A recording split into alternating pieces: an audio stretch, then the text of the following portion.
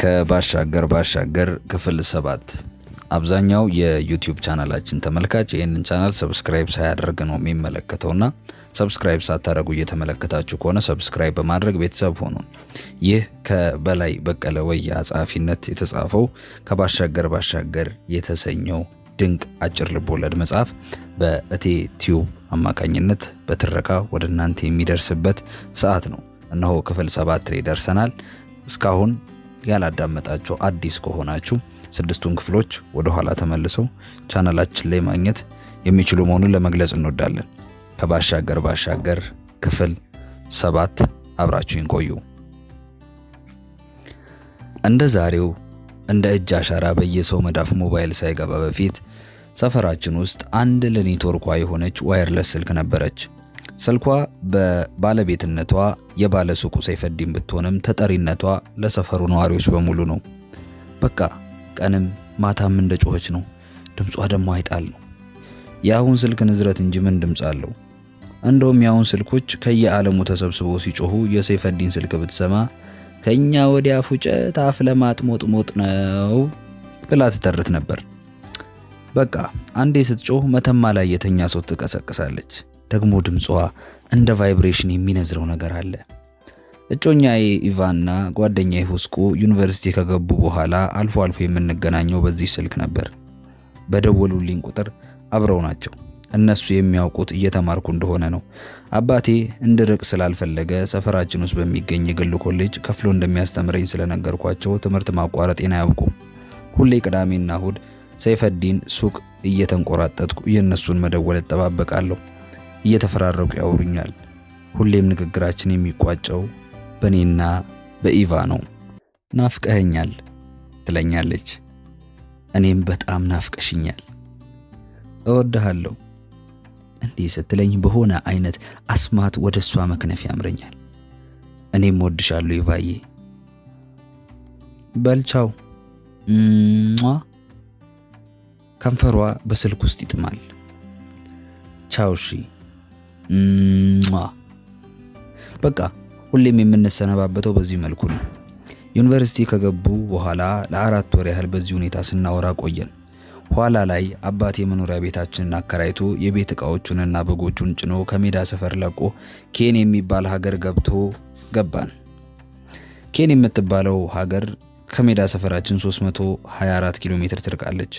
የህብረተሰቡ አኗኗር አሁን ላይ መልኳን ከለወጠችው ሜዳ ሰፈሬ ጋር በእጁ ይቀራረባል። ሁሉ ነገር የተከፋፈለ ነው። ዘረኝነት ግን በዚህ ይብሳል። በቃ ጤሞኛ ቋንቋ የማይችል ሰው በስጋት የሚኖርባት ከተማ ናት። ምናልባት ተወልጄ እንዳደግኩባት ሜዳ ሰፈሬ ፍቅር ጠፍቶባት ይሆናል። የሀገሪቱ አብዛኛው ክፍል በጫካ የተከበበ ነው። አባቴ የዚህ ሀገር ቤት የገነባው ለበጎቹ ምቾት እንደሆነ አሰብኩ። የበግ ተጽዕኖ አለበት ልበል? ለኔ ግን አልተመቸኝም። ምክንያቱም በአልፈቂ መስጊድ ነብዩ መሐመድ ዘረኝነት ጥንብ ናት ማለታቸውን ከሰማው ቀን ጀምሮ የሚጠነባ ነገር ሁሉ ዘረኛ ነው ብዬ የማመን ሰው ነኝ። ለዛም ነው ባገኘሁት የቆሻሻ ገንዳ ላይ ዘረኞች እዚህ ይገኛሉ ብዬ ስጽፍ የኖርኩት። ለዛ ነው ደስ የማይል ሽታ ሲሸተኝ ከአንድ ሰው ሆድ ውስጥ ዘረኝነት የሚወጣ የሚመስለኝ። ምናልባትም ሰው ፊት መፍሳት የሚያሳፍረን ዘረኝነታችን የታወቀብን ስለሚመስለን ይሆናል። ዘረኛ ነውረኛ ነዋ። ኬን ከተማ ውስጥ መኖር ከጀመርን ዓመት ከመንፈቅ አለፈን። ጊዜው እንዴት ይሮጣል በፈጣሪ። እዚህ ሀገር የገባን ሰሞን አብዝቼ ይጨነቅ ነበር። የጭንቀቴ ምክንያት ደግሞ ከኢቫና ከሁስቁ የምንገናኝበት መንገድ ማጣቴ ነው። በተለይ ኢቫ አሁንም ትናፍቀኝ ጀመር። ታዲያ አንዳንዴ ናፍቆት ሲብስብኝ ወደሚማሩበት ዩኒቨርሲቲ ተነስቼ ለመሄድ ሳስብ የአባቴ ነገር እንቅፋት ይሆንብኛል። የሚማሩበት ዩኒቨርሲቲ አሁን ካለሁበት ከተማ 542 ኪሎ ሜትር ይርቃል። እዛ ደርሼ አባቴ ደግሞ ያለኔ እንኳን 3 ቀን 3 ደቂቃ መኖር የሚችል ሰው አይመስለኝም። ከአይኑ ቆብ ለአይኑ እንደምቀርብ እያወቅኩ ትቼው መሄድ አልቻልኩም። በአጠቃላይ በዚህ ከተማ ውስጥ ለተወሰነ ጊዜ ከባድ የስቃይ ጊዜያትን አሳለፍኩ። መቼም ሰዎች ስንባል የማይረሳን ነገር መርሳት ይቀናናል። በተለይ ህይወት ስታጣድፈን፣ ኑሮ ሲያሯሩጠን፣ የሚያካልቡን ነገሮች ሲበዙ፣ አእምሯችንን የሚሰርቁን ነገሮች ሲበራከቱ እንኳን ሩቅ ያለውን ሰው አጠገባችን ያለውን ሰው እንዘነጋለን። አንዳንዴም ራሳችንን እንዘነጋለን። አንባቢ ሆይ ከላይ ያነበባችሁትን ታሪክ ውስጥ ብዙ ስለተረሳኝ ከዚህ በላይ ማስረዘም አልችልም። የምነግራችሁ አዲስ ታሪክ የለኝም።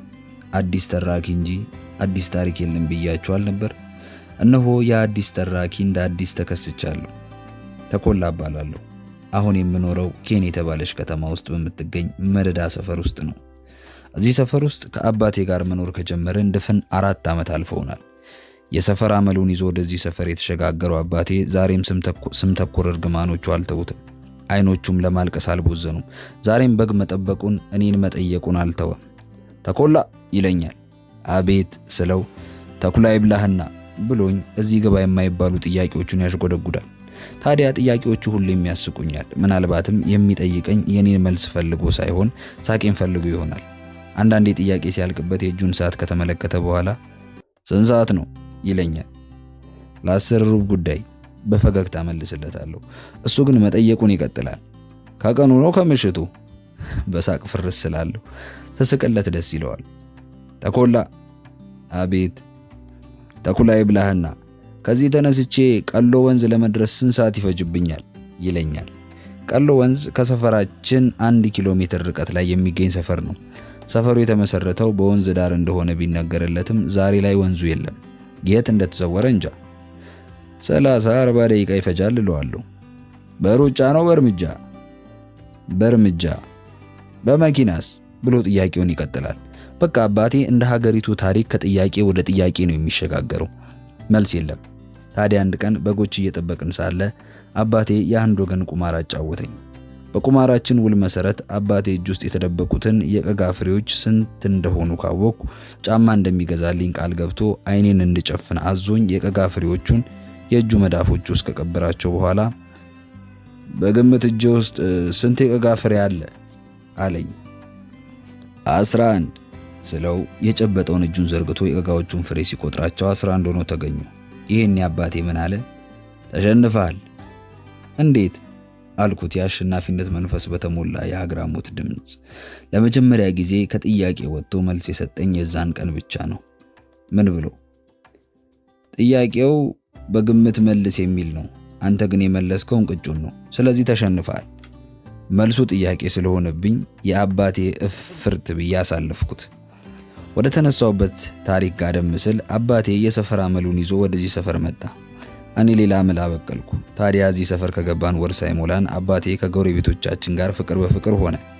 በዚህ ፍጥነት ከሰዎች ጋር ይህን ያህል መግባባቱ ይደንቀኝ ጀመር። ተደንቄ ሳልጨርስ አንድ ቀን አባቴ ወደ ጎረቤታችን ቤት ሄዶ ዘነቡ ብሎ ተጣራ። ይቺ ዘነቡ የምትባል ጎረቤታችን ቆንጅዬ ናት። ባለ ትዳርና የአንድ ባል ሚስት ናት። ስትታይ ወጣት ነገር ትመስላለች። አልፎ አልፎ ቤት እየመጣች ከኔና ከአባቴ ጋር ተጫውታ ትመለሳለች። ነፍስ ካወቅኩ ጀምሮ ቤት ውስጥ አባቴን ከአንዲት ሴት ጋር በተደጋጋሚ ሲያወራ የማየው ከአክስቴ ጋር ብቻ ነበር። አክስቴ ደግሞ ሴት አይደለችም፣ አክስት ናት። ታዲያ ዘነቡ ቤታችን ስትመጣ ደስ ይለናል። ብዙ ጊዜ ስለኔ ቆንጆ መሆን ለአባቴ ስትነግረው ደስ እያለኝ እሽኮረመማለሁ። ብቻዬን ስታገኘኝማ የምትቋምጥብኝ ነገር አላት። አንዳንዴማ ትኩር ብላ እያየችኝ ምራቋን ትወጣለች። ብቻ ለኔና ለአባቴ ጥሩ ጎረቤታችን ናት። ታዲያ አንድ ቀን አባቴ ወደ ቤቷ ሄዶ ዘነቡ ብሎ ተጣራ። አቤት አለች ዘነቡ። እሳት ይዝነብብሽና እንዴት ዋልሽ አላት አባቴ በለመደ አፉ። ይህንን ሲል የሰማ ባለቤቷ ከየት መጣ ሳይባል መጥቶ የአባቴን 3 ቦታ ፈነከተው። አንዳንዱ ባል ደግሞ ሌሎችን በመደብደብ ሚስቱን የሚያስከብር ይመስለዋል። ዘነቡ መጀመሪያ ዝም ብላ ቆይታ እኔን ስታይ ባሏ ላይ ነብር ሆነችበት፣ አንበሳ ሆነችበት፣ ጅብ ሆነችበት፣ አነር ሆነችበት። ያልሆነችበት የዱር አውሬ ጠይቁኝ። አባቴን ከበው በተሰበሰቡ ሰዎች ፊት በስድብ አጥረገረገችው። አሁንም ምን አደረግኩ?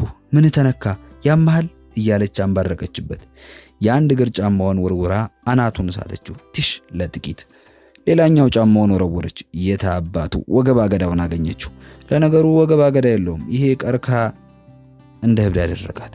ዘነቡ ባሏ ላይ የጸጸት እሳት አዘነበችበት። አንዳንድ ጎረቤቶቻችን እሷን ተከትለው ወረዱበት። አንዳንዶቹማ ጫማዋን ስትወረውሩበት አይተው ድንጋይ ሊወረውሩበት ነበር። በስንት ትግል ነው ድንጋዩን ያስጣሏቸው። ይህን ሁሉ ሲሆን ባልየው ቃል አልወጣውም። ምናልባት ጸጸት ገድሎት ይሆናል ደርቆ የቀረው። እኔ ባልየውን ካልገደልኩት ብዬ ያዙ ይልቀቁኝ አልኩ። እንዳልኩት ገላጋዮች ይዘው ለቀቁኝ። ዘነቡና አባቴ ሆስፒታል ይዘነው ሄድን። አሳሸግነው። ወደ ቤት ተመለስን። አባቴ የተፈነከተው 3 ቦታ ቢሆንም የታሸገው ግን ሙሉ ፊቱን ስለሆነ ጭረት የሚያሉ ቁስሎች ተሸፍነው ተጋነኑ። አንዳንድ ዶክተሮች ደግሞ ቁስልን ማጋነን ይወዳሉ። ቤት እንደደረስን ጎረቤቶቻችን ተከታትለው አባቴን ጥየቃ መጡ። እናንተ ለካስ የታመመን መጠየቅ ማለት ታማሚውን በጥያቄ ማጨናነቅ ነው። ይኸው ሊጠይቁት የመጡት ሁሉ የጥያቄ ማዕት እያዘነቡ አዳክሞ አባቴን አስተኙት። መጠየቅ የማይደክመው አባቴ በጥያቄ ብዛት ደክሞት ተኛ። አባቴ እንቅልፍ እንደወሰደው ጥያቄዎቹም መላሾቹም የአባቴ ጥያቄዎች ሆነው አልፎ አልፎ ዘነቡን ይጠይቋታል። ምን አደራረሳቸው ይላሉ ከዚህ በፊት አይቻቸውም ሰምቻቸውም የማላውቅ አንዲት ሴትዮ። ጉርብትና ነዋ፣ ሌላ ምን ያደራረሳቸዋል ይላሉ አንድ ሰውዬ ጥያቄ በጥያቄ ሲመልሱ። ለመሆኑ የጸቡ መነሻ ምንድን ነው ይላሉ አንድ ሰውዬ። የጸቡ መነሻ ሌላ ምን ይሆናል? ጥጋብ ነዋ፣ ለጠገበ ነው ማዘን ሲባል አልሰሙም ይላሉ አንዲት ሴትዮ። በጣም ተጎዱ እንዴ ይላል አንድ ጎልማሳ ፊቱን ወደ ዘነቡ አዙሮ። ይህን ጎልማሳ ዘነቡ ባለዋ ላይ ጫማ ስትወረወር ድንጋይ ካልወረወርኩ ብሎ ሲታገል ያየሁት ይመስለኛል። አሁን ራሱ አባቴን ለመጠየቅ ሳይሆን እሷን ለማየት የመጣ ነው የሚመስለው። ምኑን ተረፉት 7 ቦታ ተርትሯቸው ብለው መለሱለት። ከጀርባው ያለ አንድ ሰውዬ ዞር ብሎ ገላመጣቸው። እርሶን ማን ጠየቆት አይነት ግልምጫ። አረ 7 ቦታ አይደለም 3 ቦታ ነው ይላሉ አንዲት ሰላላ ድምጽ ያላቸው ሴትዮ። አይ ዘርፌ፣ የሰው ቁስል መቁጠር የድርሳን እንደመቁጠር ቀላል ይመስልሻል ይላሉ የድራችን ንብረት ተቆጣጣሪ ጋሽ ነጋሽ። እውነታቸውን እኮ ነው፣ 3 ቦታ ነው የተፈነከቱት ይላሉ አንድ ሴትዮ። ግማሹ 7 ቦታ ነው ግማሹ 3 ቦታ ነው እያሉ ስለ አባቴ ቁስል በዛት ለ2 ተከፍለው ሲከራከሩ ለግማሽ ሰዓት ያህል እንደተከራከሩ ምን ሆናችኋል አሉ እስካሁን ቃል ሳይናገሩ ተቀምጦ የነበሩ ሰውዬ። ሲከራከሩ የነበሩት ሲመካከሩ የቆዩ ይመስል ምን ሆነን አሉ በአንድ ድምጽ። 3 ብሎ ማሳነስም 7 ብሎ ማጋነንም ተገቢ አይደለም። የተፈነከቱት 5 ቦታ ነው አሉ።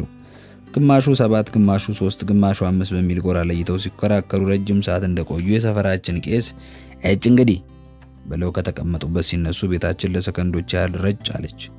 ሁሉም ምን ሆኖ አይነት አስተያየት ያዋቸዋል። አስታራቂ ሐሳብ አለኝ ብለው ሐሳባቸውን ይቀጥላሉ።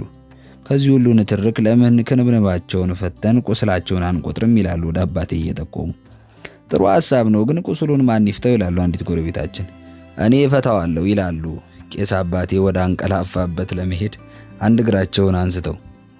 ግድ የለም የእርሶን ስልጣን በኃጢአት የታሰሩትን መፍታት ነው፣ በሐኪም የታሰረን የመፍታት ስልጣን ያለው ሐኪም ብቻ ነው ይላሉ አንድ የሰፈሩ የባህል ሐኪም። እንግዲያውስ እርሶ ይፍቱት ይላሉ ድምፀ ሰላላዋ ሴትዮ። 150 ከከፈላችሁኝ እፈታለሁ ይላሉ የባህል ሐኪም። ለምን ሲባል ቄሱ ይጠይቃሉ።